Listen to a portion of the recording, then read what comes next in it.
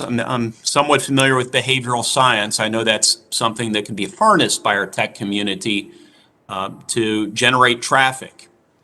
What is engagement-based ranking, Mr. Mosseri? Senator, I appreciate the question. I've worked on ranking and algorithms for years. That term is often used to describe trying to connect people with content that they find interesting. So what we do when you open up Instagram is we look at all of the posts from all of the people all of the accounts that you follow, and we try and show you the one that you find most relevant, and we try to make sure to take out anything that might be against our community guidelines in order to keep people safe. At a high level, that's usually what people refer to when they say engagement-based ranking, to the best of my knowledge. So is there a behavioral bias for teenage girls to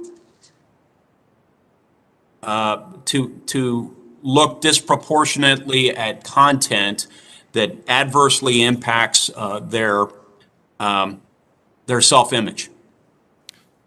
Not that I know of, Senator. I do think that it's important that teens don't have negative experiences on our platform.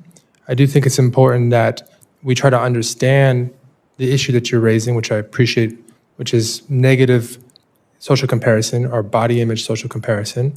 And we're trying to understand how we can best help and support those who might be struggling. So there is no negativity bias, just as adults have a negative news bias, which is why so much of the news and current events coverage online can be so caustic and so corrosive to our public discourse, because so often people marinate in the negative. But there's no similar bias that you have discovered, and I won't hear from any of your internal experts pertaining to negative self-image for teenage girls. Sorry to interrupt you, Senator. Senator, I appreciate the question. I think it's important to call out that social media allows you to connect with anyone you're interested in. And in a world where the definition of beauty here in the United States used to be very limited and very focused on a very unrealistic definition of beauty, social media platforms like Instagram have allowed, or not allowed, but have helped important movements like body positivity to flourish, so that if you're a teenage girl of color, or if you are a plus-size teenage girl, you can see models of color, plus-size models. It has helped diversify the definitions of beauty, and that's something that we think is incredibly important. I don't know of any specific bias to answer your question very directly, but I want to call out that we help people reach a more diverse set of not only definitions of beauty, but points of view and perspectives.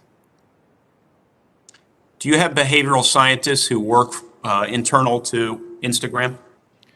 Senator, we have data scientists who try and understand how people use the platform in order to make Instagram both better and safer.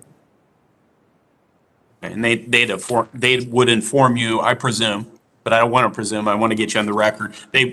They would be informing you if they ever discovered a negativity bias in the research or in the behaviors of your user community as it relates to teenage girls and self-harm or self-hate, right? Senator, I expect my data scientists, as I expect my researchers, to keep me abreast of any important developments with regards not only to safety, but to Instagram and the industry more broadly. Thanks, Senator Young.